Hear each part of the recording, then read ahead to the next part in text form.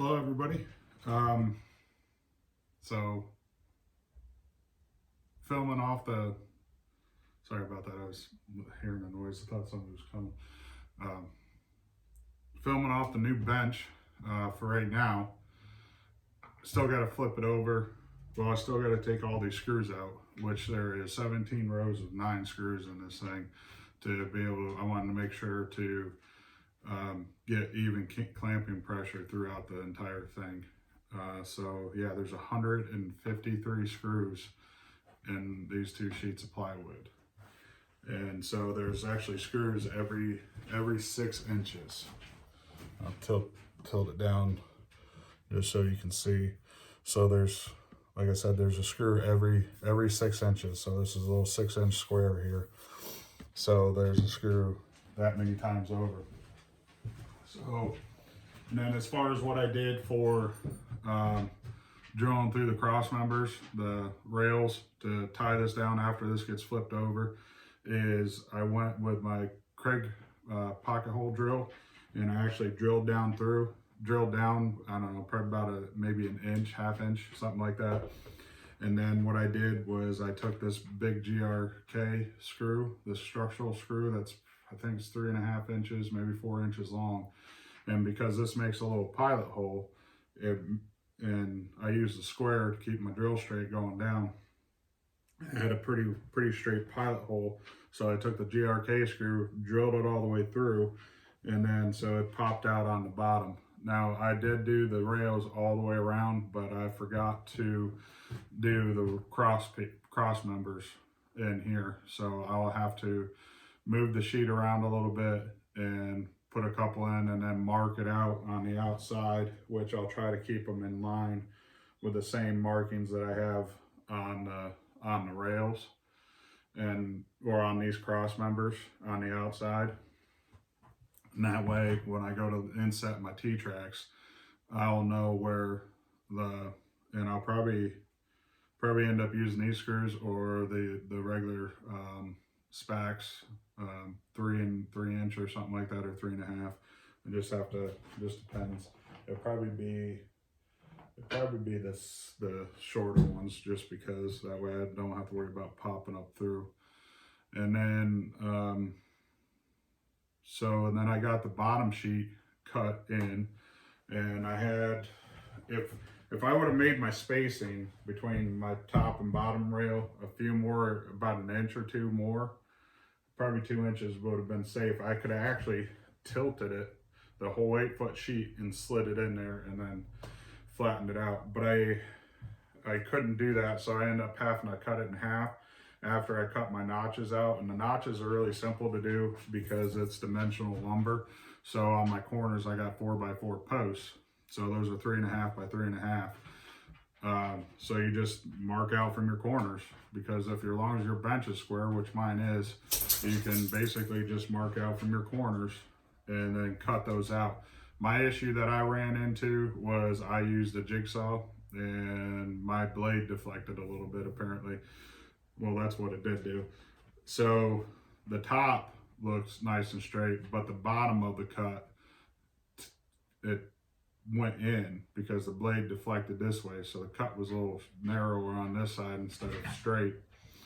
And that proved some issues when I was setting the pieces in, because it wedged it. And thankfully I had an oscillating tool that I zipped it. I was able to zip the blade in there and create that clearance and be able to sit tight, nice and flat. It is still pretty tight, which I'm okay with, but it's sitting flat, and I'll go through and I'll probably put in 1 1/4 inch screws around it and a few in the middle just to keep it nice and flat. But other than that, my suggestion would be, if you're going to do the same thing, something similar to this, where you're going to cut out the pieces in the bottom and for the corners and everything, this is what I should have done. I should have just used a circular saw, snuck up on the cut on top, because as your blade goes around, your cut on the bottom it's not going to be straight up and down because it's a round blade. So get right up there to the corner on it with a circular saw, and then finish it off with a hand saw or a jigsaw then. I should have just did the circular saw and the hand saw, and I probably wouldn't have had the issues I had, because it wasn't, honestly, it was a bear trying to get them in there because that blade deflected on the jigsaw. So I'll swing it around here and I can show you what the bottom looks like. The bottom turned out pretty nice, and it just, so as you can see, it fits in there pretty nice. This this AC plywood looks really nice. I'm really impressed with it, and you can see, like right here on this one, you can see where that, I ended up popping that up a little bit because it was that tight. So, and these ones are still pretty tight, but it'll be all right. It'll sit down nice. And there we got the cut in the middle, which worked out pretty good. Oh yeah, my other mistake. And I know some of you might be thinking the bench is pretty high. Well, it's 37¼ inches high, which was, shoot, here we turned, was part of, the reasoning behind it was I wanted the same height as my table saw,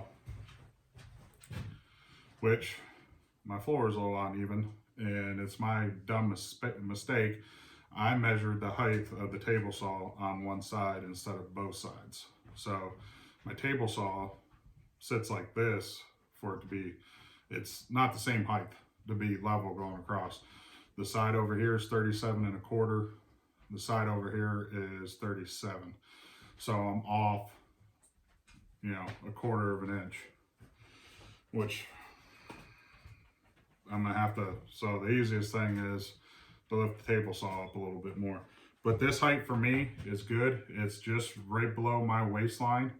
And so the stuff will be right here. I don't have to bend over like I did with my makeshift workbench I had with the Craig sawhorses. I don't know what the one is, the project stand or whatever, it has wings that fold out, and the other one's just a sawhorse. But you know, if that's what you can use, that's awesome, because honestly it worked really great. I just strung 2 2x4s across there and then put some 3/4 inch plywood, and it worked great. Like, I have no complaints about it, and it comes apart and folds away really easy. I just, you know, ran some screws in from the side for the 2x4s where they hold on to the little cleat things there, the little I don't know, 2x4 holders that go in the side of the sawhorses, and that's all I did with that. And then I think that's about it. So we'll go through, I'll probably do, I don't know, I'll finally try to figure out to try the time lapse or whatever, but I am gonna, it's 52 degrees in here right now, and after the shop warms up a little bit more, I'm gonna be putting on some clear semi-gloss water-based polyurethane to protect the top. So I didn't have enough left in this Minwax 1-coat polyurethane. It says it's 3 times the protection. I've been using this and on a bunch of different projects and stuff for people, and it's worked out really nice. I like it. But unfortunately, all they had at my local hardware store, which is an Ace, is it's the same thing, but it's not the 3 times protection. So that's what I'll be using, and yeah, I think that's about it. So I'm gonna work on doing some more holes in the cross members. Yeah, I know, buddy. Do that, and then screwing down the shelf on the bottom. We'll be taking, and that way I can move one pile of stuff onto over here. But that way I can get this cleaned off and get rid of the movable scaffolding. So that's the plan for today. We'll see how it goes so far. And like I said, I'll be back in a little bit when I get the time lapse set up, and you'll just see me doing the screw holes and stuff. And then flipping this big heavy sucker over and trying not to kill myself after I take all the screws out. So we'll see you in a minute.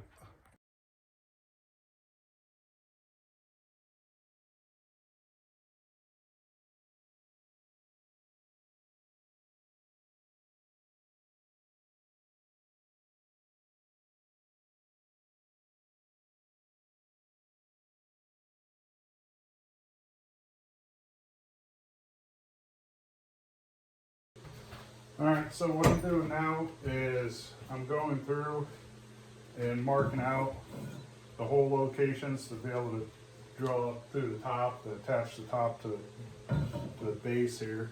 And I'm just actually, like I said, I'm keeping in line with the holes I have on the ends. So that way, and I'm going off of this one right here.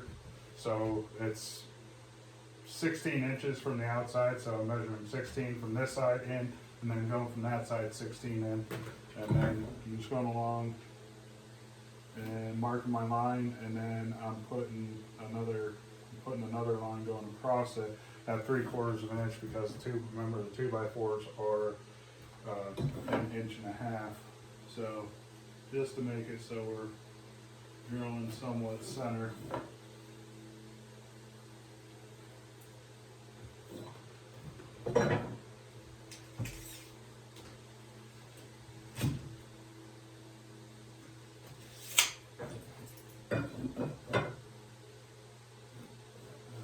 Get done with this, and then I'll show you how I'm doing the holes.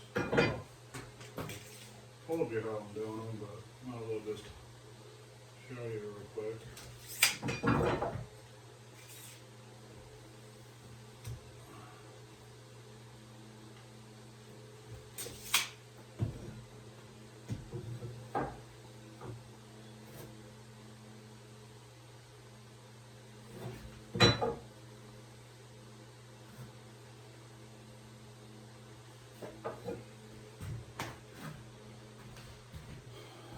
So there's that, and then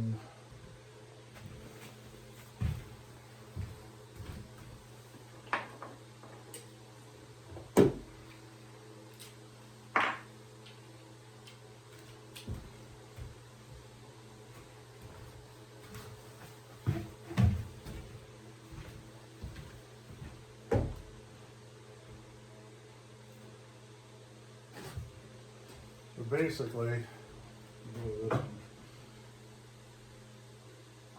when I drill any hole, I lay it on its side, and then I rotate it up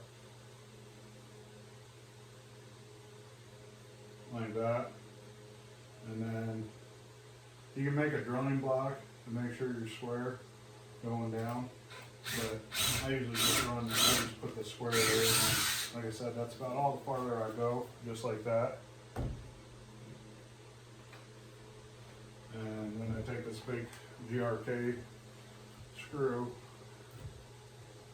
find a little pilot,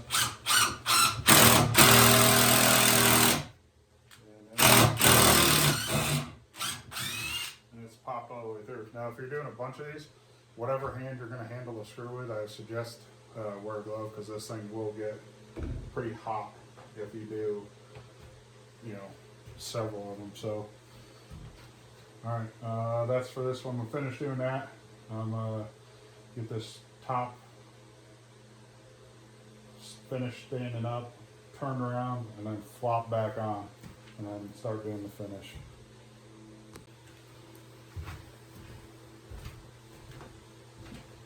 Alright, so got the first coat down. Well, I got all the screws removed. Screwed down the bottom shelf, did that. The 3 times protection in one coat, water-based polyurethane.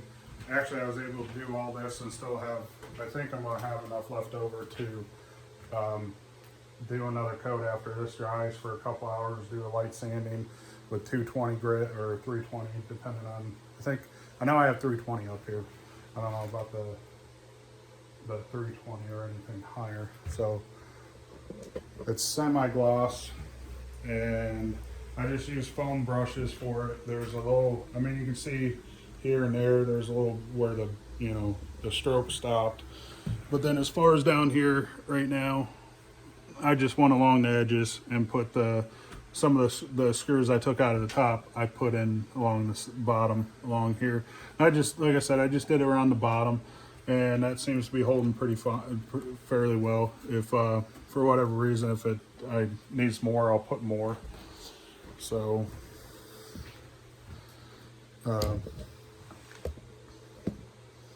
that's what I got for right now. I'm trying to get the room heated up a little bit more. It's hovering right around 60, so hopefully I can get it heated up a little bit more. If I have to, I might bring in a bigger torpedo heater or something like that to get it up there really cooking for around 80 degrees or something like that. And I think that's about it for today as far as doing videos and stuff. So thanks for stopping and checking it out. I know the last one I put up got like 40 views real quick, so that was cool. I know a lot of it doesn't get a whole lot, but one warning though, if you're gonna do something like this with 2 sheets of 3/4 inch plywood, it is a bear to move around. I mean, I'm not, I'll take you out here in a second, but I'm not as young as I used to be. I'm not as strong as I used to be. I could still muscle this around and get it up there by myself. But if you have any worries about it, I mean, it's pretty heavy with 2 sheets of plywood. So if you're gonna do this, don't hurt yourself. Get a buddy, friend, or whatever, family member to help you out, or try to figure out something where you're not gonna hurt yourself trying to maneuver this around and get it back in place. So, all right, I'll see you guys on the next one.